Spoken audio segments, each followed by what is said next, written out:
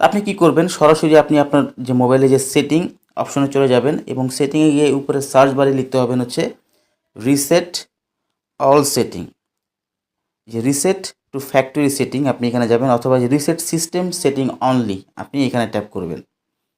তো এখানে ট্যাপ করার পর এখানে কিন্তু আপনি অনেক ধরনের অপশন পেয়ে যাবেন। এখন আপনি ভাবতে পারেন যে ভাই রিসেট যদি করে ফেলি সেক্ষেত্রে তো আমার মোবাইলের ছবি টবি বা আমার যে কন্ট্যাক্ট যে ডিটেলসগুলো আছে, মোবাইল নাম্বারটা আমার সব ডিলিট হয়ে যাবে। না, এরকম কোনো কিছু হবে না।